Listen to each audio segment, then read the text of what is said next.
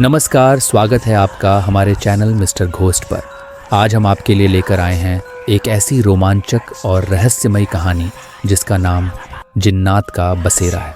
तो अब अपनी कुर्सी की पेटी बांध लीजिए, चिप्स और पॉपकॉर्न हाथ में लीजिए, क्योंकि अब हम आपको लेकर चलने वाले हैं एक ऐसी दुनिया में जहां हर मोड़ पर रोमांच और सस्पेंस आपका इंतज़ार कर रहे हैं। तैयार हो? तो आइए डूब जाते हैं इस कहानी की गहराइयों में। चलिए। कहानी घर बहुत खूबसूरत है और काफ़ी बड़ा भी है। कौसर ने पूरे घर का जायज़ा लिया। हाँ बेगम, जैसा तुमने कहा था वैसा ही है ये घर। तुम्हारी पसंद का घर ढूंढने में मेरे पसीने छूट गए और प्रॉपर्टी डीलर ने भी सही दाम लगाए इस घर के, और उसने मुझसे ज़्यादा जिग-जिगबाजी भी नहीं करवाई। प्रॉपर्टी डीलर भला आदमी है, लेकिन कुछ ज़्यादा ही सुनसान इलाका है। मुश्किल से 2-3 घर ही हैं यहाँ पर। अब तुम ये मत देखो कि कितना सुनसान इलाका है, ये देखो कि घर तुम्हारी पसंद का है, और जानती हो यहाँ सबसे पहले बनने वाला घर यही है। अब्बू, कमरे भी बहुत बड़े बड़े हैं। देखिए, मैं तो वो ऊपर वाला बालकनी वाला कमरा लूंगी। राबिया सीढ़ियों से उतरती हुई बोली। नहीं, वो कमरा मेरा है, उस कमरे में मैं रहूंगा। साजिद ने राबिया की चोटी खींची। वो कमरा मुझे पसंद है, इसलिए वहां मैं रहूंगी। राबिया ने अपने उंगले से अपनी तरफ इशारा किया। मैं तुमसे बड़ा हूं, इसलिए उस पर तुमसे पहले मेरा हक है, समझी तुम? साजिद, तुम मुझसे सिर्फ 10 मिनट बड़े हो और तुम इस बात का फायदा मत उठाया करो। राबिया को साजिद की बात सुनकर कुछ ज्यादा ही गुस्सा आ गया था। वो दोनों जुड़वा थे और 10 मिनट के आगे पीछे दोनों इस दुनिया में आए थे। लड़ो मत तुम दोनों। साजिद, फोन लगाओ, अपने भैया भाभी को कहाँ रह गए वो दोनों? बेगम, वो दोनों आ गए, निजाम ने खिड़की से बाहर देखकर कहा। बाहर एक कार और ट्रक आकर रुका था। साजिद, तुम मेरे साथ आओ, ट्रक से सारा सामान उतरवाना है। वो दोनों दरवाजे से बाहर निकल रहे थे कि अदनान बाहर से भागता हुआ आया और निजाम के पैरों से लिपट गया। दादू, ये हमारा नया घर है? 6 साल के अदनान ने मासूमियत से पूछा। हाँ मेरी जान, अब ये हमारा नया घर है, अब हम सब यही रहेंगे। निजाम ने पोते को गोद में उठा लिया। दादू, ये तो बहुत बड़ा है और बाहर ग्राउंड भी बहुत बड़ा है, वहां मुझे क्रिकेट खेलने में बहुत मजा आएगा। हाँ, तुम यहां क्रिकेट आराम से खेल सकते हो, अब तुम्हें यहां रोकने वाला कोई नहीं है। साजिद ने भतीजे के बाल बिगाड़े। निजाम ने ट्रक से सारा सामान उतरवा कर घर के अंदर ऐसे ही रखवा दिया। अभी घर की सेटिंग करनी बाकी थी और उसमें काफी वक्त लगता, तो कौसर ने सब काम आराम आराम से करने को कहा था। कौसर ने राबिया और अपनी बहू सीमा के साथ मिलकर सबसे पहले किचन में कुछ जरूरी सामान को सेट किया, ताकि सबके लिए खाने पीने का इंतजाम किया जा सके। लंबे सफर की वजह से सब काफी थक चुके थे। राबिया सबके लिए चाय बना रही थी। जावेद ने अपनी बीवी सीमा के कहने पर बर्तनों की पेटी किचन में लाकर रख दी थी।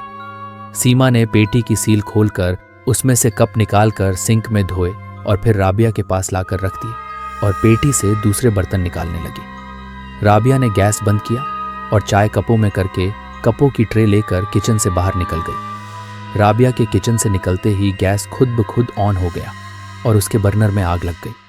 सीमा ने बर्तन निकालते हुए गैस की तरफ ध्यान दिया तो गैस का चूल्हा जला हुआ था। उसने आगे बढ़कर गैस का स्विच बंद किया। क्या राबिया गैस बंद करना भूल गई थी क्या? तुम बहुत लापरवाह होती जा रही हो। सीमा ने किचन से बाहर आते हुए राबिया से कहा।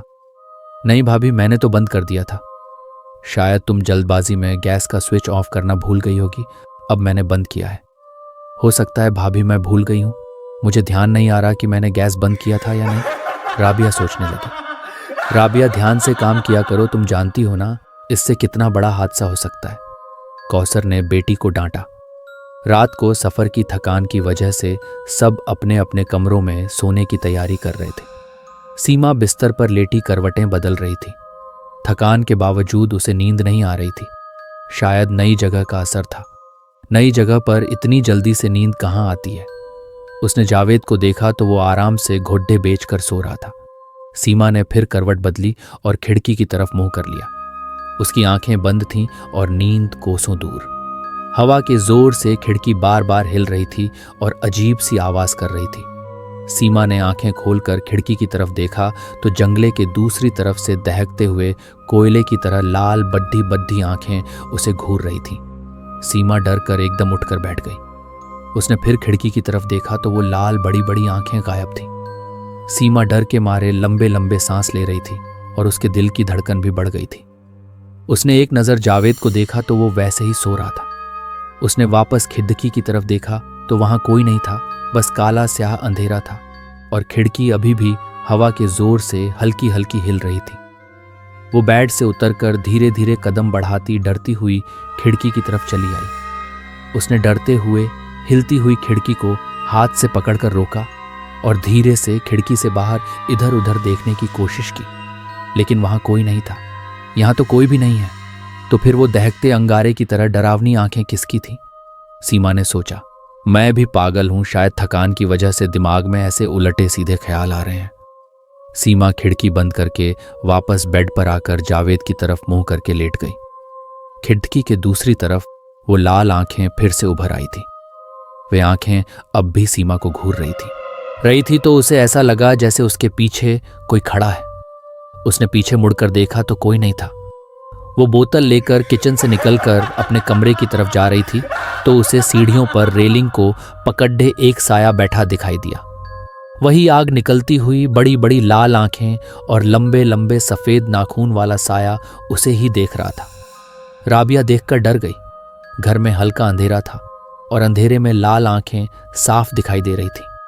कौन है वहां? राबिया बोली। वो डरते हुए सीढ़ियों की तरफ बढ़ी, लेकिन अगले ही पल वो साया गायब हो चुका था। वहां किसी को ना पाकर राबिया ने अपने सिर पर हाथ मारा और वो जैसे ही मुद्दी तो उसे अपने चेहरे के बिल्कुल पास वहीं लाल आंखों वाला डरावना चेहरा दिखाई दिया। डर से राबिया की एकदम चीख निकल गई और वो बस चिल्लाती ही जा रही थी।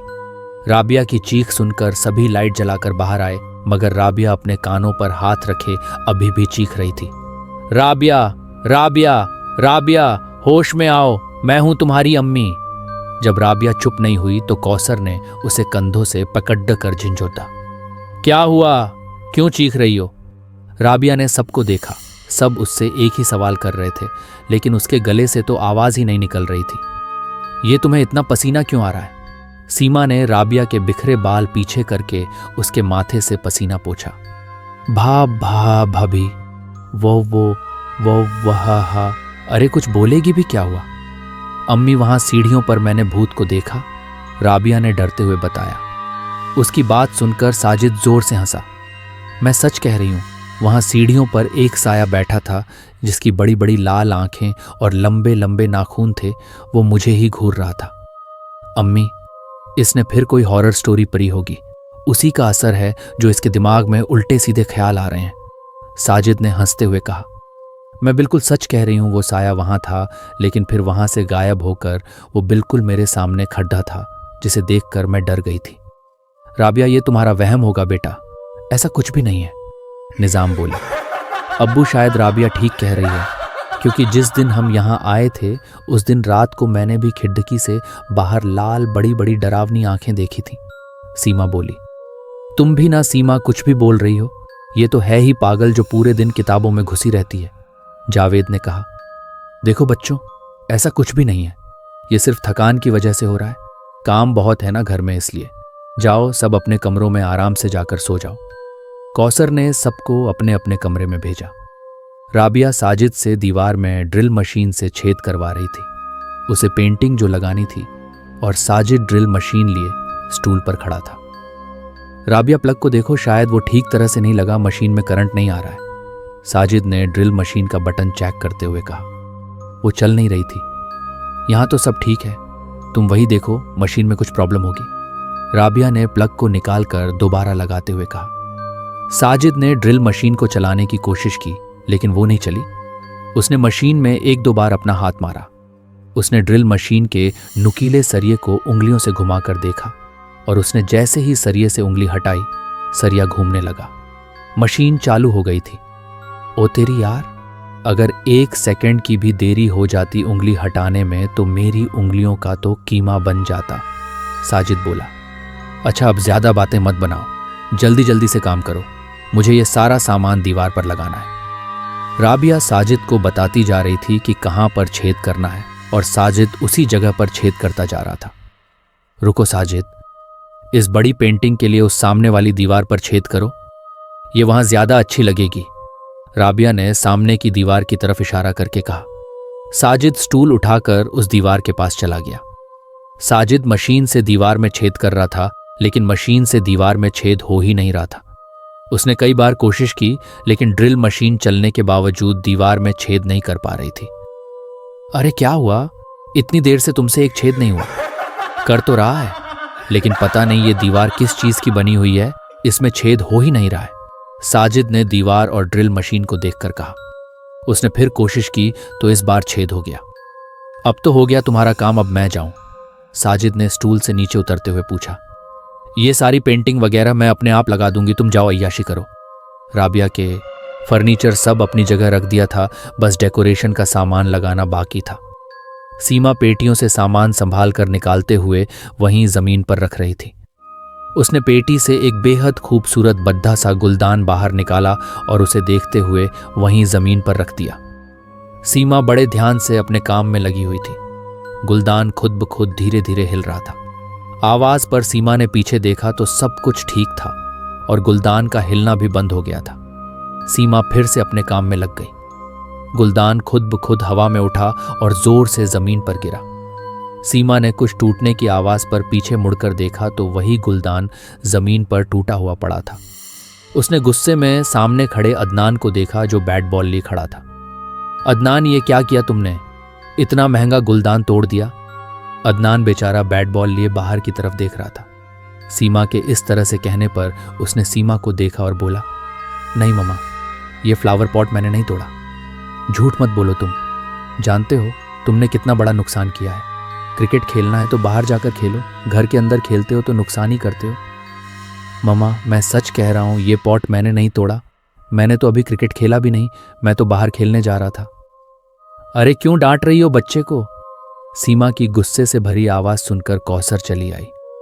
देखिए ना अम्मी, कितना महंगा गुलदान था, कितना पसंद था मुझे, और अदनान ने इसे तोड़ दिया। अरे तो क्या हुआ, एक गुलदान ही तो था, दूसरा खरीद लेना, वो टूट गया होगा अदनान से खेलते वक्त। अल्लाह की कसम दादी, ये पॉट मैंने नहीं तोड़ा, मैं तो वहां खड़ा था। मासूम अदनान कसम खा रहा था, क्योंकि वाकई में उसने ये पॉट नहीं तोड़ा था। तुम झूठी कसम कब से खाने लगे अदनान? सीमा गुस्से में खड़ी हो गई। अपने पसंदीदा गुलदान टूटने का उसे बेहद अफसोस था। अब क्या बच्चे की जान ही लोगी? जब वो कह रहा है उसने नहीं तोड़ा तो नहीं तोड़ा, हवा से गिरकर टूट गया होगा। कौसर ने अदनान को बाहों में भर लिया। छोड़िए दादी, मम्मा को मेरी बात पर यकीन ही नहीं, मैं बाहर जा रहा हूं और वहीं खेलूंगा। अदनान कौसर के हाथों से निकलकर बाहर चला गया। अदनान जब यहां आया था तो बड़े ग्राउंड को देखकर खुश हो गया था, लेकिन यहां उसके साथ खेलने वाला कोई भी नहीं था, इसीलिए वो उदास था। अदनान अकेले ही क्रिकेट खेलने लगा। एक हाथ से बॉल हवा में उछालकर अपने बैट से बॉल को मारता और खुद ही भागकर बॉल को उठा लाता। वो ऐसे ही खेल रहा था। उसने बॉल को फिर से हवा में उछाली तो बॉल हवा में ही रुक गई। अदनान बैट को हवा में उठाए मुंह खोले बॉल को देख रहा था। बॉल अभी भी वैसे ही हवा में लटकी हुई थी। थोड़ी देर बाद बॉल जमीन पर टप्पा खाकर फिर से हवा में लटक गई। अदनान बस चुपचाप खड़े हुए सब देख रहा था। फिर एक के बाद एक कई बार बॉल जमीन पर टप्पा खाकर हवा में लटक जाती। अदनान कम जहन का जो ये समझ ही नहीं पा रहा था कि ये क्या हो रहा है। उसे तो ये सब जादू लग रहा था और वो जोर जोर से हंसने लगा। तभी वो बॉल जोर से आकर अदनान के सिर पर लगी। वो तो अच्छा था, बॉल सॉफ्ट लेदर की थी जो लगने पर उसे चोट नहीं आई, और वो बैट बॉल छोड़कर ममा कहते हुए अंदर भागा था। राबिया साजिद के पास अपनी बुक लेने आई थी, लेकिन साजिद म्यूजिक सुनने में मस्त था। उसे राबिया की आवाज बिल्कुल भी सुनाई नहीं दे रही थी, क्योंकि उसने अपने कानों पर हेडफोन लगा रखे थे। वो डांस करने में बिजी था। साजिद के बच्चे, तुमसे पूछ रही हूं मेरी बुक कहाँ है? राबिया ने साजिद के पास आकर उसका हाथ पकड़कर उसे घुमाया। साजिद ने राबिया को देखकर अपनी आंखें ऊपर चढ़ाई, जैसे पूछ रहा हो क्या बात है, मेरा नॉवल कहाँ रखा है? राबिया ऊंची आवाज में बोली। साजिद को कुछ सुनाई नहीं दिया तो उसने एक बार फिर अपनी आंखों से उससे पूछा, राबिया ने गुस्से में साजिद के कान से हेडफोन उतारकर बेड पर फेंक दिया और उससे अपने नॉवल के बारे में पूछा। तो इतना चिल्ला क्यों रही हो? अभी देता हूं, साजिद ने कहा और अलमारी की तरफ मुड़ गया। ये लो अपना भूतिया नॉवल, और हाँ, इतना मत पढ़ा करो, ये हॉरर स्टोरी, एक दिन तुम खुद चुड़ैल बन जाओगी, साजिद कहकर खुद हंस पड़ा। राबिया को साजिद का हंसना जहर लगा। तू क्या किसी राक्षस से कम है? वो कहते हुए कमरे से बाहर निकल गई और साजिद हेडफोन को वापस कानों पर लगाकर फिर से डांस करने लगा। वो आंखें बंद करके डांस करने में मस्त था कि तभी अचानक हेडफोन की वॉल्यूम हद से ज्यादा तेज हो गई और साजिद ने एक चीख के साथ अपने कान से हेडफोन को उतार कर फेंका था। उसने अपनी दोनों उंगली अपने कानों में डालकर हिलाई थी। उसे ऐसा लग रहा था जैसे कोई चीज उसके कानों में घुस गई है। हेडफोन की फुल आवाज भी नॉर्मल ही होती है, तो फिर ये क्या था? साजिद सोच में पड़ गया। साजिद ने हेडफोन को उठाकर फिर कान से लगाया तो उसमें नॉर्मल आवाज आ रही थी। साजिद फिर से डांस करने लगा। राबिया बेड पर लेटी हॉरर नॉवल पढ़ रही थी। उसने एक नज़र पास में लेटे अदनान को देखा और उसको अच्छी तरह से चादर उड़ाई और फिर से पढ़ने में लग गई। राबिया किताब में इतना खोई हुई थी कि उसे ये भी एहसास नहीं हुआ कोई उसके पैरों की तरफ से धीरे धीरे चादर खींच रहा है। राबिया ने चादर को खींचकर अपने सीने तक किया और फिर से किताब में गुम हो गई। नॉवल पढ़ते पढ़ते उसे डर लगने लगा था। वही लाल भयानक आंखें किताब के साइड से झांककर राबिया को देखने लगी। राबिया की नज़र उन आंखों पर पड़ी तो उसने एकदम किताब अपने सीने पर रखकर सामने और फिर इधर उधर देखा, लेकिन कोई नहीं था। डर के मारे उसका गला भी सूख गया था। उसने किताब बंद करके एक तरफ रख दी और पानी पीने के लिए बोतल उठाई तो बोतल खाली थी। आज बोतल लाना ही भूल गई। राबिया बड़बड़ाते हुए बोतल लेकर उठी और कमरे से बाहर निकलकर किचन की तरफ बढ़ गई। उसने किचन की लाइट जलाई। वो फ्रिज से बोतल निकाल कहने पर साजिद उसे घूरता बाहर चला गया और राबिया सामान देखने लगी। उसी वक्त उस छेद में से खून निकलने लगा जो दीवार पर लाइन की तरह नीचे आ रहा था। राबिया पेंटिंग उठाकर लाई तो खून उस छेद में वापस उलटा जाने लगा और ऐसा हो गया जैसे उस छेद से खून निकला ही नहीं था। राबिया पेंटिंग लगाकर उसे देखने लगी और अपने आप को शाबाशी देते हुए वहां से निकल गई। उस पेंटिंग के पीछे से फिर से खून दीवार पर बहने लगा था। मम्मा मम्मा मम्मा, सीमा सो रही थी। उसके कानों में बेहद करीब से अदनान की आवाज आई जो धीरे धीरे उसे बुला रहा था। सीमा की एकदम आंख खुल गई और उसने गर्दन घुमाकर इधर उधर देखा और फिर उठकर बैठ गई। कमरे में उसके और जावेद के सिवा कोई नहीं था। शायद सपने में मैंने अदनान की आवाज सुनी होगी।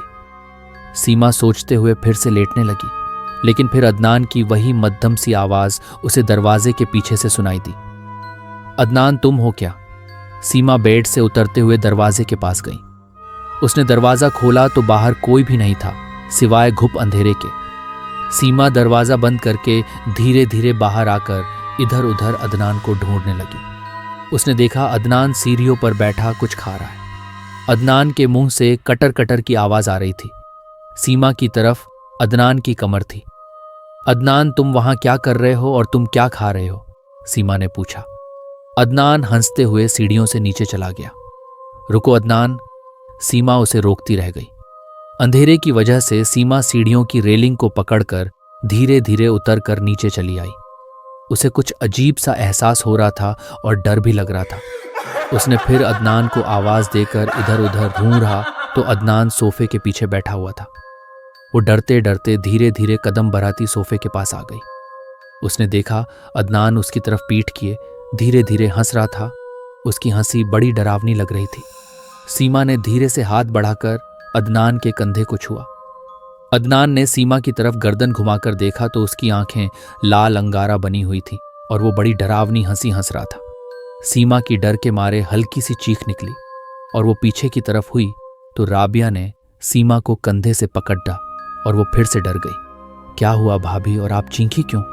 राबिया ने डरी सहमी सीमा को देखकर पूछा। नान उसे तने क्या हो गया है? सीमा के शब्द टूट रहे थे।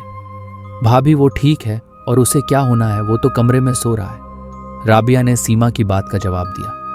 नहीं, वो यहाँ सोफे के पीछे है। पता नहीं उसकी हंसी और उसका चेहरा कैसा हो गया है। सीमा ने सोफे की तरफ इशारा किया। कहाँ भाभी, देखें यहाँ पर कोई भी नहीं है। राबिया सोफे के पास आकर बोली। नहीं, मैंने उसे यहीं देखा था, वो यहीं था। आप आइए मेरे साथ और देखो, वो कमरे में आराम से सो रहा है। राबिया सीमा का हाथ पकड़े उसे अपने कमरे में ले आई। सीमा ने देखा अदनान आराम से सो रहा था। भाभी जाइए, आराम से सो जाइए, रात बहुत हो गई है। राबिया की बात पर सीमा अदनान को देखती अपने कमरे में चली गई और कोने में पर्दे के पास खड्डा लाल लाल बड्डी आंखों वाला अदनान अब भी हंस रहा था, जो अदनान था ही नहीं। अगले दिन सीमा ने रात वाली सारी बात कौसर को बताई और कहा कि जरूर इस घर में रूहानी ताकतों का साया है, लेकिन कौसर ने सीमा की बातों पर ज्यादा ध्यान नहीं दिया। राबिया शीशे में देखती बालों में कंघा कर रही थी। उसने अपने रेशमी बालों को हाथों में लेकर सूंघा और फिर से उनमें कंघा करने लगी। वो कंघा करते शीशे में अपने आप को देख रही थी कि उसने देखा शीशे में उसके हाथ चलते हुए दिखाई नहीं दे रहे थे, बल्कि शीशे में दिखती उसकी आकृति सीधी खद्दी उसे मुस्कुरा कर देख रही थी। उसने अपने हाथों को हिलाया और बाल पीछे किए, लेकिन शीशे में ऐसा कुछ भी दिखाई नहीं दे रहा था। वो आकृति अब भी उसे देखकर मुस्कुरा रही थी। उसके हाथ से कंधा छूटकर नीचे जमीन पर गिर गया। राबिया ने डरते हुए धीरे से अपना हाथ शीशे की तरफ बढ़ाया, लेकिन उसका हाथ शीशे के अंदर पार हो गया। उसने एकदम अपना हाथ वापस खींचा और डरती हुई 2 कदम पीछे हटी। उस आकृति ने शीशे से अपना सिर बाहर निकाला और उसकी मुस्कुराहट और गहरी हो गई। फिर वो आकृति पूरी बाहर निकल आई। ये देखकर राबिया और डर गई। वो पसीना पसीना हो रही थी अपने सामने अपने जैसी लड्ढकी को देखकर। उसकी सांसें तेज चल रही थी। वो लड्ढकी शैतानी मुस्कुराहट लिए राबिया की तरफ बढ़ रही थी और फिर बिल्कुल राबिया के सामने आकर खड्डी हो गई। राबिया आंख फाड़ दे बस उसे देखती जा रही थी। उस लड्ढकी ने एकदम राबिया का हाथ पकड़ दे लिया। राबिया ने अपना हाथ पकड़ दे उसका हाथ देखा तो वो धीरे धीरे सफेद हो रहा था और उसके नाखून भी बद्धे हो रहे थे। देखते देखते उस लड्ढकी का पूरा रंग सफेद हो गया। उसका चेहरा भी बदलकर भयानक हो गया। लंबे बाल बिखर गए थे और बालों के पीछे से वही लाल दहकती हुई बद्दी बद्दी आंखें राबिया को घूर रही थी। उस लड़की का असली रूप देखकर राबिया चीख उठी, अम्मी, अब्बू! वो डर के मारे चीख रही थी और उससे अपना हाथ छुड़ाने की कोशिश कर रही थी। भयानक चेहरे वाली लड़की अपनी गर्दन टेढ़ी कर कर के मुस्कुरा के राबिया को देख रही थी। राबिया चीखे जा रही थी। राबिया को ऐसा लग रहा था जैसे उसके हाथ पर किसी ने गर्म सरियां रख दिया हो। राबिया की आवाज सुनकर सभी उसके कमरे की तरफ भागे। भयानक चेहरे वाली लड्ढकी ने राबिया का हाथ छोड़ दिया। राबिया जल्दी से दरवाजे की तरफ भागी। राबिया चीखती हुई दरवाजा खोलने की कोशिश कर रही थी, लेकिन दरवाजा खुद ब खुद लॉक हो गया था। दूसरी तरफ बाकी घर वाले भी दरवाजा बाहर से खोलने की कोशिश कर रहे थे। राबिया की चीखें सुनकर उसे आवाजें देते दरवाजे को पीट रहे थे। भैया दरवाजा खोलिए, दरवाजा खोलिए! राबिया चीखें जा रही थी और वो लड़की शैतानी हंसी हंस रही थी। राबिया चीखती बार बार पीछे भी देख रही थी। भयानक चेहरे वाली लड़की राबिया की तरफ बढ़ी। उसे अपनी तरफ बढ़ते देख राबिया की चीखें और तेज हो गईं। ये मुझे मार डालेगी अब्बू, दरवाजा खोलिए! बाहर से सभी राबिया को आवाज दे रहे थे। उस भयानक लड़की को बिल्कुल अपने पीछे देखकर राबिया दरवाजे से कमर लगाकर खड़ी हो गई। उसे लगा ये उसका आखिरी वक्त है, शायद अब वो नहीं बचेगी। राबिया बस उसकी दहकती आंखों में देखे जा रही थी। उस भयानक लड़की ने एकदम राबिया का गला पकड़ लिया और राबिया की एक खौफनाक चीख पूरे घर में गूंजी थी। बाहर से सब दरवाजा खोलने की कोशिश कर रहे थे। राबिया को बार बार आवाज दे रहे थे। राबिया की आवाज आनी बंद हो गई तो वे फिर से दरवाजे को खोलने की कोशिश करने लगे। अम्मी, कमरे से धुआं निकल रहा है। साजिद ने दरवाजे के नीचे से धुआं निकलते हुए देखकर सबसे कहा। सबने एक साथ दरवाजे के नीचे देखा तो वहां से बहुत सारा धुआं निकल रहा था। उन सबकी सांसें थम गईं और एकदम दरवाजा अपने आप खुल गया। 4 वे लोग कमरे में पहुंचे तो चारों तरफ धुआं ही धुआं था। पूरे कमरे में धुआं फैला हुआ था और कुछ भी दिखाई नहीं दे रहा था। उस धुएं में कुछ अजीब सी खुशबू थी। उन्होंने अपने हाथों से धुएं को हटाने की कोशिश की, लेकिन वो धुआं बढ़ता ही जा रहा था। वो सभी हैरान थे कि ये धुआं कहाँ से आया और उसमें से इतनी खुशबू क्यों आ रही है? कौसर और जावेद राबिया को आवाज देने लगे। धुआं एकदम से परछाई में तब्दील होते हुए शीशे में गायब हो गया और वो सब ये देखकर डर गए। राबिया जमीन में बेड से टेक लगाए घुटनों में सिर दिए बैठी थी। वे सभी जल्दी से राबिया के पास आए। सबने बारी बारी से उससे चीखने की वजह पूछी, लेकिन राबिया अभी भी ऐसे ही घुटनों में सिर दिए बैठी थी। राबिया, तुम कुछ बोल क्यों नहीं रही हो? कौसर ने राबिया के पास बैठते हुए पूछा। राबिया, कुछ तो बोलो, तुम ऐसे क्यों बैठी हो? सीमा ने राबिया का हाथ पकड़कर हिलाया। राबिया ने एकदम अपना सिर ऊपर उठाया। उसे देखकर वे सभी डर गए। कौसर और सीमा, जो राबिया के पास घुटनों के बल बैठी थी, उसका ये रूप देखकर पीछे की तरफ जमीन पर गिरी और ऐदियों के बल पीछे हुई। राबिया का चेहरा बहुत भयानक हो गया था। उसके चेहरे पर जगह जगह कट के निशान थे जिनसे खून निकल रहा था। उसकी आंखें दहकती अंगारा बनी हुई थी। राबिया अपने सिर को हिला हिलाकर उन सबको घूरने लगी। राबिया, ये तुम्हें क्या हो गया है? जावेद के मुंह से बस इतना ही निकला। राबिया उन सबको घूरती हुई हवा में खड़ी हो गई। राबिया को हवा में लटका देखकर वे सब डरते हुए एक दूसरे से चिपक कर खड़े हो गए। राबिया शैतानी हंसी हंस रही थी। उसकी हंसी पूरे कमरे में गूंज रही थी। राबिया के अम्मी अब्बू, दोनों भाई और सीमा उसे इस तरह से हंसते हुए देखकर चौंके, क्योंकि ये उसकी हंसी नहीं थी, ये तो किसी और की हंसी थी। राबिया और जोर जोर से हंसने लगी। ये तुम्हें क्या हो गया है राबिया? कौसर राबिया को इस हालत में देखकर बोली। राबिया हवा से जमीन पर आकर खड़ी हो गई और उसने हंसना भी बंद कर दिया और वो उन सबको घूरती हुई बोली, ए बुढ़िया, मैं राबिया नहीं हूं मैं राबिया। इतना कहकर राबिया फिर से हवा में लटक गई और जोर जोर से हंसने लगी। नहीं राबिया, तुम मेरी बेटी हो, मेरी बच्ची हो तुम। निजाम राबिया को ऐसी हालत में देखकर तड़प उठे। राबिया हंसते हंसते एकदम चुप हो गई और घूर घूर कर उन सबको देखने लगी। उसकी लाल आंखों में से आग निकल रही थी। तुम्हारी बेटी हमारे कब्जे में है। इस बार राबिया मर्दानी आवाज में बोली, तुम अपनी बेटी से कभी नहीं मिल पाओगे। मर्दानी आवाज कानों को बड़ी भयानक लग रही थी। सभी लोग राबिया का ये रूप देखकर डर गए। कौन हो तुम और क्या चाहते हो हमसे? खुदा के लिए मेरी बेटी को छोड़ दो, निजाम रोते गिड़गिड़ाते हुए बोले। निजाम की बात सुनकर राबिया के अंदर उस मर्दानी आवाज ने जोर जोर से हंसना शुरू कर दिया। राबिया के अंदर वो जो कोई भी था, वो बड्डी भयानक हंसी हंस रहा था और हंसता ही जा रहा था। मरोगे तुम सब मरोगे। जो तुमने गलती की है उसकी सजा तो तुम सब लोगों को मिलनी ही है। इतना कहते ही राबिया के अंदर से एक परछाई निकली और वो शीशे के अंदर जाकर गायब हो गई। राबिया झटके से बेहोश होकर जमीन पर गिरी थी। राबिया को 3 घंटे में होश आया। उसके साथ क्या हुआ उसे कुछ भी याद नहीं था। सब लोग उसके बेड पर उसे घेरे हुए बैठे थे। क्या हुआ? आप सब लोग ऐसे क्यों बैठे हैं? राबिया ने उठते हुए पूछा। उठने पर राबिया के हाथ में टीस उठी तो उसने अपने हाथ को देखा। उस भयानक चेहरे वाली लड़की ने राबिया का हाथ जहां से पकड़ा था वहां पर जले का निशान था और आबले भी पड़ गए थे। राबिया को जलन से बहुत तकलीफ हो रही थी और उसने अपना हाथ पकड़कर अपनी अम्मी से पूछा, मेरा हाथ कैसे जला? कौसर ने राबिया की बात पर सबको देखा, फिर बोली, तुम दूध गर्म कर रही थी ना, तो दूध का उबाल तुम्हारे हाथ पर गिर गया था। मुझे तो कुछ भी याद नहीं। राबिया, तुम बेहोश हो गई थी ना, इसलिए तुम्हें कुछ याद नहीं है, सीमा ने कहा। अच्छा, मेरा सिर बहुत दुख रहा है, ऐसा लग रहा है जैसे किसी ने मेरे सिर पर बोझ रख दिया है। राबिया ने अपने सिर को दबाया। गुद्दिया, तुम्हारी तबीयत ठीक नहीं है, तुम आराम करो। तुम आराम करोगी तो रिलैक्स फील करोगी। जावेद ने अपनी बहन को प्यार से देखकर कहा। जी भैया, राबिया कहते हुए फिर से लेट गई। राबिया जिसके भी कब्जे में थी वो बार बार राबिया के जिस्म पर हावी हो रहा था। राबिया कभी किसी लड़की की आवाज में बात करती तो कभी मर्दानी आवाज में उन सबको धमकी देती, और राबिया जब भी होश में आती तो उसके जिस्म पर एक नया जख्म होता। उसने अपने पूरे कमरे को तहस नहस कर डाला था। कमरे की दीवारों पर खून के धब्बे दिखाई दे रहे थे। राबिया की ऐसी हालत देखकर जावेद ने मस्जिद के बड़े मुफ्ती साहब से बात की।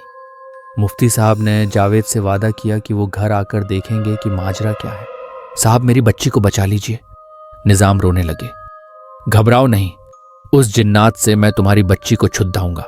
मैं उसे इतना मजबूर कर दूंगा कि उसे तुम्हारी बच्ची को छोड़ना ही पड़ेगा। मुफ्ती साहब ने कहा। तो तू मुझे मजबूर करेगा? कहीं से गुर्राती हुई आवाज आई। मुफ्ती साहब के साथ सभी ने इधर उधर देखा, लेकिन सबको सिर्फ आवाज ही सुनाई दे रही थी।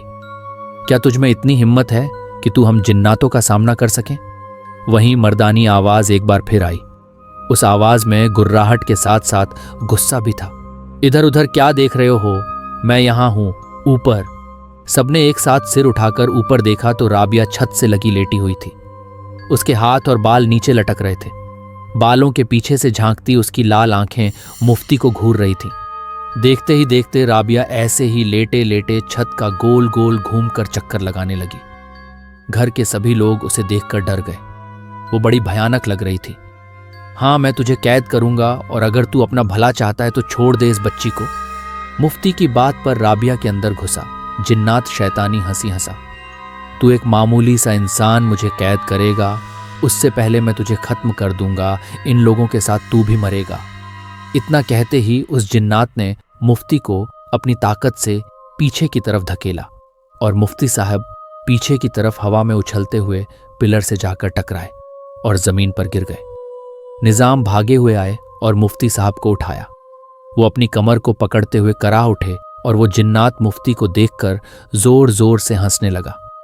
तू अपनी इन शैतानी चालों से मेरी हिम्मत को नहीं तोड़ सकता। मुफ्ती साहब फिर से जिन्नात के सामने आकर खड़े हो गए थे, जिसने राबिया के जिस्म पर कब्जा किया हुआ था। राबिया हवा में लटकते हुए धीरे धीरे जमीन पर आ गई। उसकी आंखें अंगारा बनी हुई थीं और मुफ्ती को खा जाने वाली नजरों से घूर रही थी। मुफ्ती साहब ने अपनी जेब से ताबीज निकाले और उस पर आयतें पढ़ने लगे। कर ले, तुझे जितनी झाड़ फूंक करनी है कर ले, लेकिन तेरे ताबीजों से मुझ पर कोई फर्क नहीं पड़ने वाला। मुफ्ती साहब ने उस ताबीज पर आयतें पढ़ने के बाद उस ताबीज को जलाया और फिर उसकी राख राबिया के ऊपर यानी उस जिन्नात के ऊपर फेंकी। जिन्नात पर उस राख का कोई असर नहीं हुआ, बल्कि वो और हंसने लगा। देखते ही देखते वहां पर 2-3 जिन्नात और आ गए। वे सभी भयानक दिख रहे थे। उनकी आंखों से आग निकल रही थी, उनके चेहरे पर शैतानी हंसी थी। इतने सारे जिन्नातों को देखकर कोने में खद्दे निजाम और कौसर के साथ साथ और सभी लोग भी सुन्न रह गए और कुछ देर के लिए मुफ्ती साहब भी डर गए।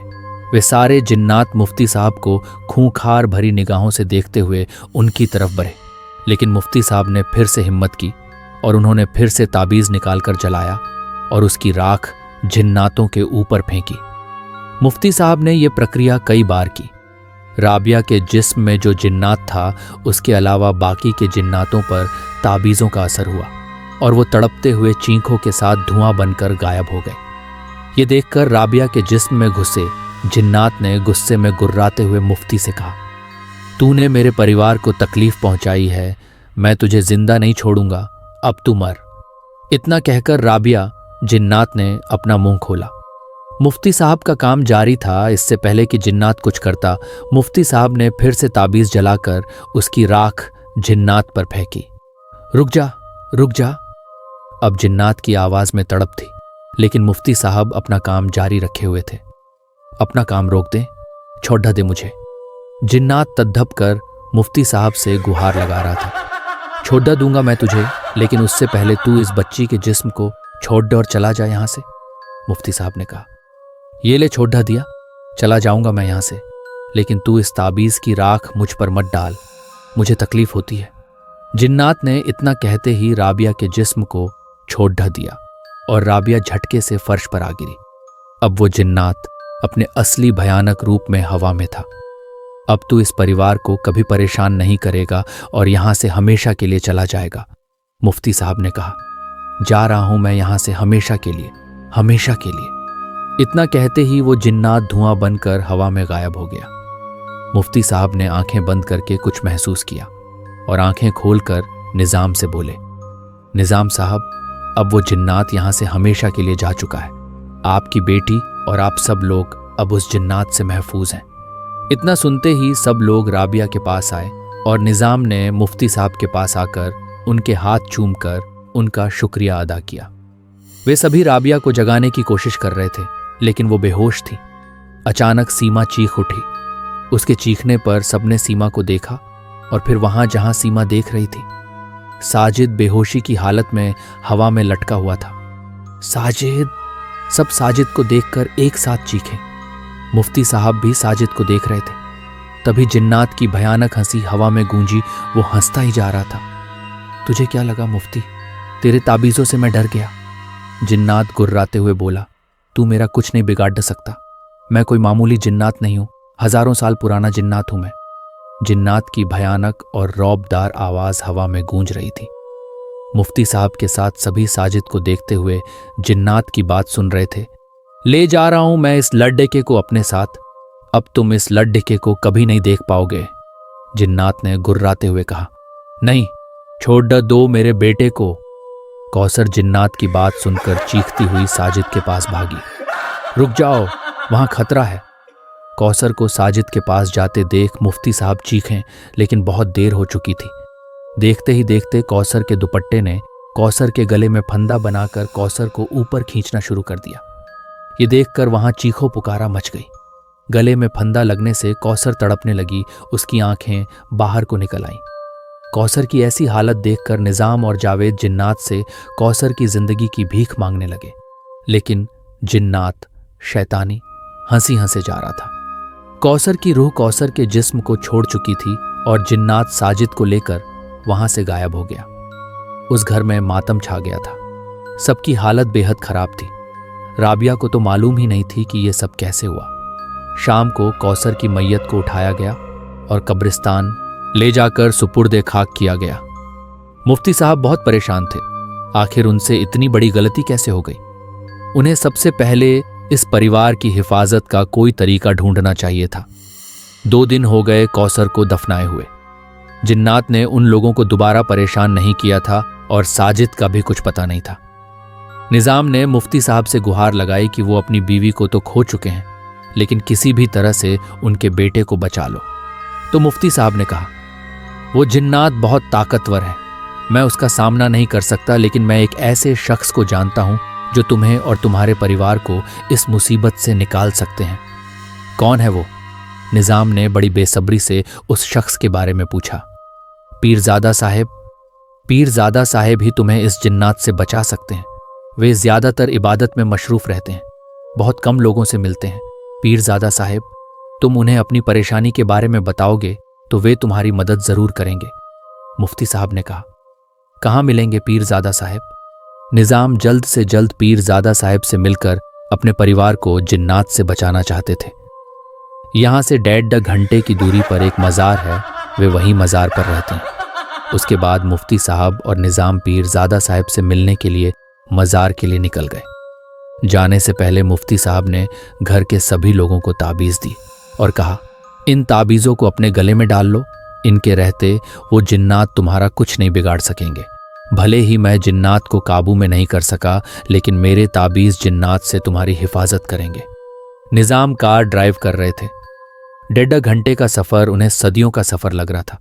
उधर जावेद सीमा, राबिया और अदनान के साथ था। उसे डर था कहीं जिन्नात फिर से ना आ जाए। 1.5 घंटे बाद निजाम और मुफ्ती साहब मज़ार पर पहुंचे।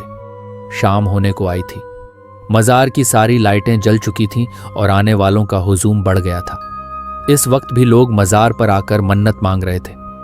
मुफ्ती साहब ने एक आदमी को रोककर उससे पीरजादा साहब के बारे में पूछा। आदमी ने अंदर की तरफ जाने वाली एक राहदारी की तरफ इशारा किया। वे दोनों उस राहदारी की तरफ बढ़ गए और उस पतली सी राहदारी से गुजरते हुए एक बड़े से कमरे में आ गए। वहां कुछ लोग बैठे हुए थे। वहां से गुजरते हुए एक आदमी से मुफ्ती साहब ने पीरजादा साहब से मिलने की इच्छा जाहिर की। उस आदमी ने कहा कि पीरजादा साहब इस वक्त किसी से नहीं मिलते, क्योंकि ये उनकी इबादत का वक्त है। मुफ्ती साहब ने उस आदमी की मिन्नतें की, लेकिन वो नहीं माना। फिर मुफ्ती साहब ने उस आदमी के सामने हकीकत बयान की। तब कहीं जाकर उस आदमी ने हामी भरी और फिर पीरजादा साहब के कमरे की तरफ बढ़ गया। 2 मिनट बाद ही वो आदमी बाहर आया और उन्हें अंदर जाने के लिए कहा। मुफ्ती साहब और निजाम दरवाजे को खोलते हुए कमरे के अंदर चले गए। कमरे के एक कोने में जमीन पर कालीन बिछाकर उस पर बैठे पीरजादा साहब इबादत में मशरूफ थे। पीरजादा साहब के चेहरे पर एक नूर था। कोई उन्हें देखे तो बस देखता ही रहे। मुफ्ती साहब और निज़ाम वहीं ज़मीन पर बिछी दरी पर बैठ गए। पीरज़ादा साहब ने अपनी इबादत ख़त्म करने के बाद उन दोनों को देखा और बोले, तुम्हारी परेशानी की वजह मैं जानता हूं। पीरज़ादा साहब, आप कैसे जानते हैं? निज़ाम ने कहा, तुम्हारे चेहरे की शिकन तुम्हारी परेशानी बयां कर रही है। मुफ्ती साहब, आप तो इतने बड़े आलिम हैं, फिर आपने इतनी बड़ी गलती कैसे कर दी कि एक जान चली गई? वे दोनों पीरज़ादा साहब की बात सुनकर हैरान थे कि वो ये सब कैसे जानते हैं। वो कोई मामूली जिन्नात नहीं है, हजारों साल पुराना है, और उस जिन्नात से मैं मिल चुका हूं 9 साल पहले, पीरज़ादा साहब ने बताया। वो जिन्नात मुझसे क्या चाहता है और क्यों मेरे परिवार के पीछे पड़ा है? निज़ाम ने कहा, कभी कभी हम इंसान अनजाने में कुछ ऐसी गलतियां कर देते हैं जिसके बारे में हमें भी नहीं पता होता, पीरज़ादा साहब ने कहा। लेकिन मैंने और मेरे परिवार ने ऐसी कौन सी गलती कर दी जो जिन्नात हमारे पीछे पड़ा है? तुमने कोई गलती नहीं की, लेकिन किसी और इंसान ने गलती की थी जिसकी सज़ा तुम्हें मिल रही है।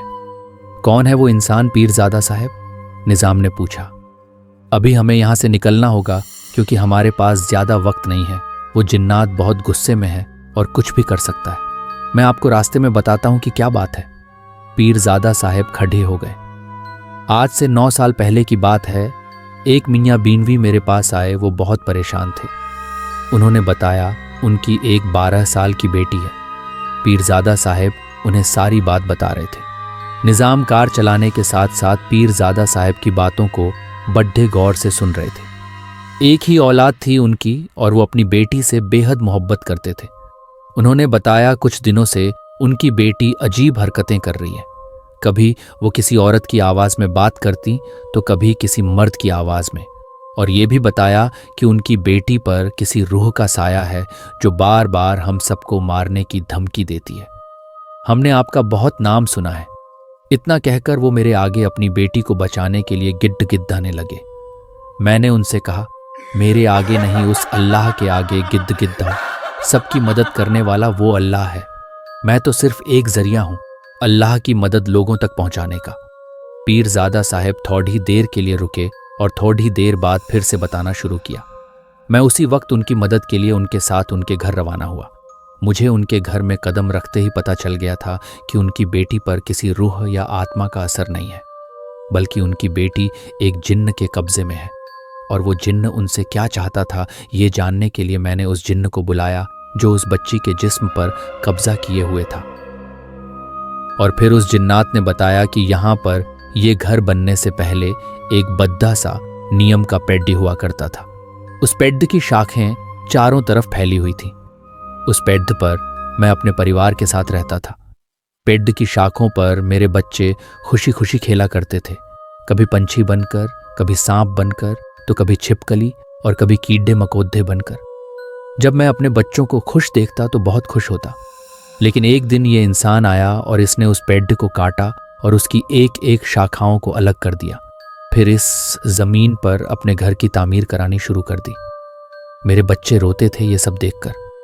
मैं उस जिन्नात की सारी बातें सुन रहा था और मेरे साथ साथ उस छोटी बच्ची के माँ बाप भी अपनी बेटी के जिस्म में घुसे जिन्नात की बातें सुन रहे थे।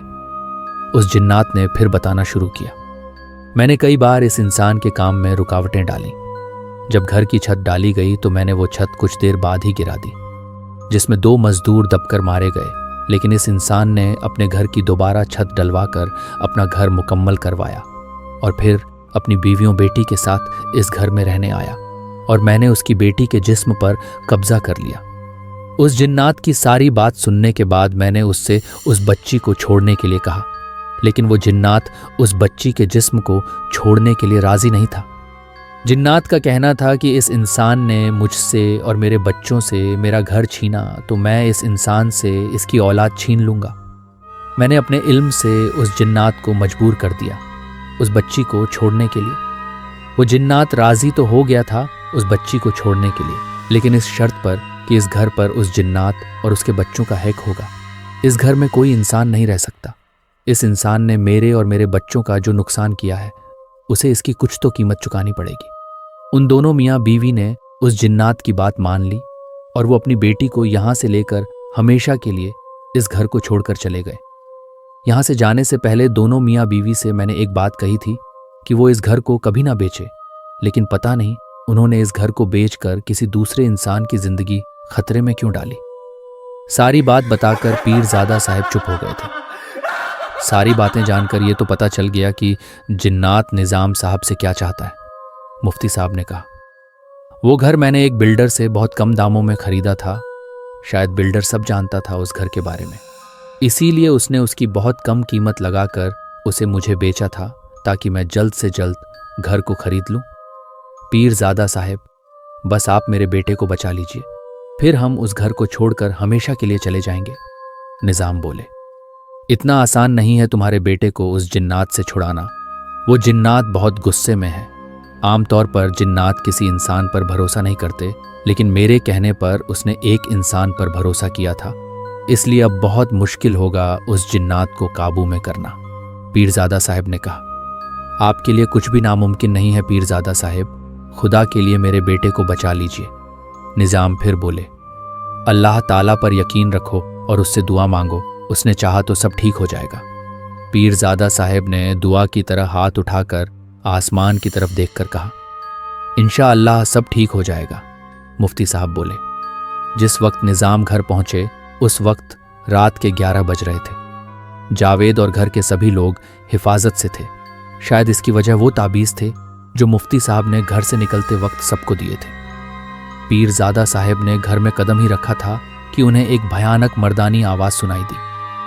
तू फिर से आ गया इन इंसानों की मदद करने, पर याद रखना इस बार तू इन सबको मुझसे नहीं बचा पाएगा। जिन्नात की सिर्फ भयानक गुर्राती हुई आवाज़ ही सुनाई दे रही थी। हाँ, क्योंकि अल्लाह ताला ने मुझे जो इल्म अता फरमाया है वो इंसानों की भलाई के लिए ही है, और मैं तेरी भी मदद करने आया हूं। पीरजादा साहब के चेहरे पर नरमी थी। तू मेरी मदद करेगा। पहले भी तेरी बातों में आकर मैंने इंसान पर भरोसा किया था, लेकिन ये इंसान भरोसे के लायक नहीं होते। ये बार बार अपना वादा तोड़ते हैं। जिन्नात बहुत गुस्से में था। तुझे जो भी बात करनी है मेरे सामने आकर कर, पीरजादा साहब बोले। पीरजादा साहब के कहते ही वहां पर धुआं धुआं हो गया और आग सी जलती हुई दिखाई दी। फिर उस आग से एक आकृति बनती चली गई जो जिन्नात था।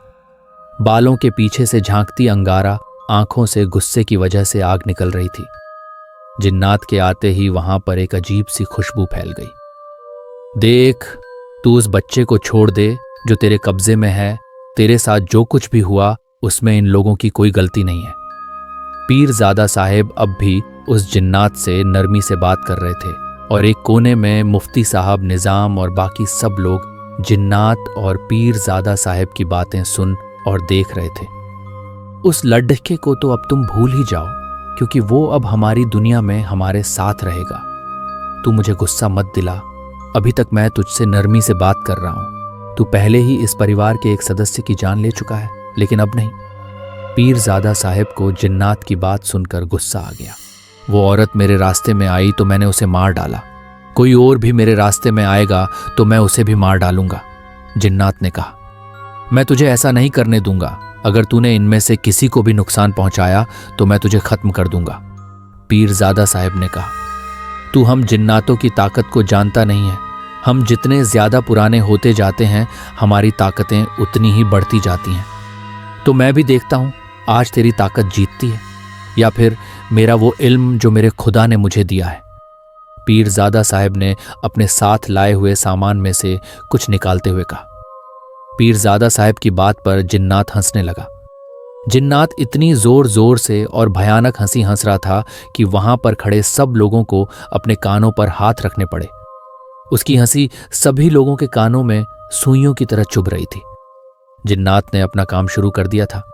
पीरजादा साहब ने अपने थैले से कुछ मोती निकाली और उन पर कुछ परच कर जिन्नात के ऊपर डाली। चूंकि मोती बारिश की पहली बूंद से बनती है और पानी से ही आग बुझाई जाती है, और जिन्नात आग से बने होते हैं, तो उस जिन्नात पर उन मोतियों का असर हुआ। उस जिन्नात ने गुस्से में पीरजादा साहब की तरफ देखा। जिन्नात के मुंह से गुर्रर गुर्रर की आवाज आ रही थी। क्या तू भी इन लोगों के साथ मरना चाहता है? जिन्नात गुस्से में पीरजादा साहब से बोला, अगर तेरी ऐसी ही ख्वाहिश है तो तू भी मर, मैं तुझे जलाकर राख कर दूंगा। इतना कहकर जिन्नात ने पीरजादा साहब की तरफ अपने मुंह से आग निकाली। पीरजादा साहब के होंठ बराबर हिल रहे थे। वे कुछ पढ़ रहे थे। पीरजादा साहब ने अपने हाथ में तस्बीह लेकर उस आग को रोका। जिन्नात का ये वार खाली गया।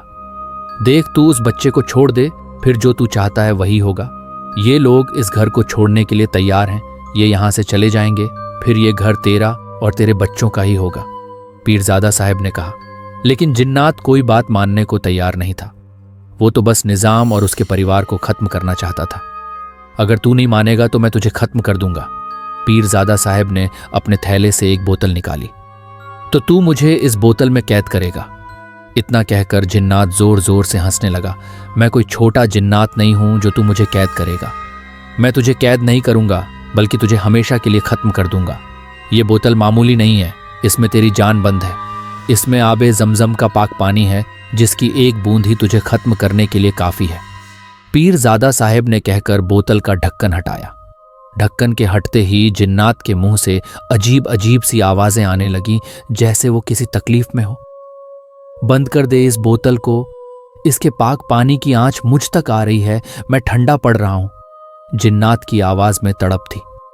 नहीं करूंगा इसे बंद, बल्कि इसकी बूंद को तेरे ऊपर डालकर तेरे जिस्म को हमेशा के लिए ठंडा कर दूंगा। तेरा वजूद हमेशा के लिए खत्म हो जाएगा। पीरजादा साहब ने कहा, नहीं नहीं, इस पाक पानी को मुझ पर मत डालना। ये पानी मुझे तहस नहस कर डालेगा। मैं इनके बेटे को छोड़ने को तैयार हूं। तू इस बोतल के मुंह को बंद कर दे। जिन्नात परछाई में तब्दील हो गया था और वो परछाई हिल रही थी। ठीक है, छोड़ दे इनके बेटे को। पीरजादा साहब ने बोतल का मुंह बंद किया। लेकिन मैं कैसे मान लूं कि यहां से जाने के बाद ये फिर कभी मुझे और मेरे परिवार को परेशान करने के लिए इस घर में नहीं आएंगे। जिन्नात की परछाई धीरे धीरे हिल रही थी। तुझे मेरी बात पर यकीन तो करना ही होगा। मैं तुझसे वादा करता हूं, ये यहां फिर कभी नहीं आएंगे। पीरजादा साहब ने निजाम की तरफ देखकर कहा, याद रखना, अगर ये लोग या कोई भी इंसान इस घर में आया तो मैं उसे जिंदा नहीं छोड़ूंगा, फिर भले ही चाहे मेरा वजूद मिट जाए। जिन्नात इतना कहकर वहां से गायब हो गया और थोड़ी देर बाद साजिद को सब लोगों ने फर्श पर पड़े हुए देखा, जो बेहोश था। पीरजादा साहब साजिद के पास गए और उसके माथे पर हाथ रखकर कुछ पढ़ा। धीरे धीरे साजिद ने आंखें खोल दी। साजिद अपने सामने नूरानी चेहरे वाले बुजुर्ग को देखकर हैरान था। साजिद को सही सलामत देखकर सबके चेहरे खिल उठे। निजाम ने पीरजादा साहब का शुक्रिया अदा किया। अल्लाह ताला जो चाहता है वही होता है। तुम अभी इसी वक्त अपने परिवार को लेकर यहां से चले जाओ और वादा करो कि फिर कभी यहां नहीं आओगे। तुम इस घर को कभी नहीं बेचोगे और इस घर की अपनी जायदाद की तरह देखभाल करोगे। तुम अपनी आने वाली पीढ़ियों को जिन्नात के बारे में सब कुछ बताओगे, ताकि कोई इस घर को बेचने के और इस घर में आने के बारे में ना सोच सके। पीरजादा साहब ने निजाम को हिदायत दी। मैं आपसे वादा करता हूं, जो आपने कहा है मैं वही करूंगा, निजाम ने कहा। निजाम अपने पूरे परिवार के साथ उसी वक्त उस घर से निकल गए। जाने से पहले निजाम ने घर के सभी दरवाजों पर बड़े बड़े ताले लगवाए थे, ताकि कोई इंसान इस घर में ना आ सके। धीरे धीरे वक्त बीतता रहा। जावेद और साजिद के बच्चे बड़े होते गए। निजाम अपने पोते पोतियों को जिन्नात और उसके परिवार के बारे में सब कुछ बताते थे, और ये भी कि उनके परिवार पर क्या गुजरी है। धीरे धीरे वक्त और आगे सरका और निजाम अल्लाह को प्यारे हो गए और 40 साल का अरसा बीत गया। अदनान का बेटा समद स्कूल पूरा करके कॉलेज में एडमिशन ले चुका था। जावेद ने अपने पोते समद को जिन्नात के बारे में सब कुछ बताया था, लेकिन समद आज की जनरेशन का था और वो इन सब बातों पर यकीन नहीं करता था। एक दिन समद अपने 4 दोस्तों के साथ उसी घर में जा पहुंचा।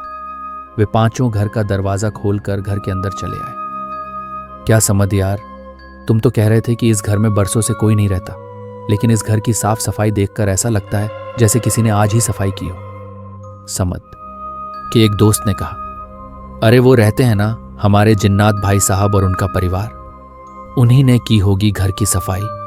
समद के दूसरे दोस्त ने कहा, और उसकी बात पर सभी हंस पड़े।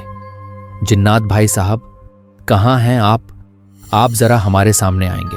हमने कभी जिन्नातों, रूहों, आत्माओं को नहीं देखा। प्लीज आप हमारे सामने आएं और हमें अपने दर्शन कराएं। दूसरे किसी दोस्त ने कहा। वे सभी ऐसे ही एक दूसरे के हाथ पर हाथ मारते मस्ती कर रहे थे और पिलर के पीछे से वही लाल भयानक बड़ी बड़ी आंखें उन पांचों को घूर रही थी। शायद 40 साल पहले वाली कहानी फिर से दोहराई जानी थी। और इस बार इन 5 में से कोई जिंदा बचने वाला नहीं था। दोस्तों, ये कहानी यहीं ख़त्म होती है। तो आपको कहानी कैसी लगी कमेंट में बताइए, और अगर आपके साथ कोई ऐसी घटना घटी है तो हमसे शेयर करें और चैनल को सब्सक्राइब करें और वीडियो को लाइक करें।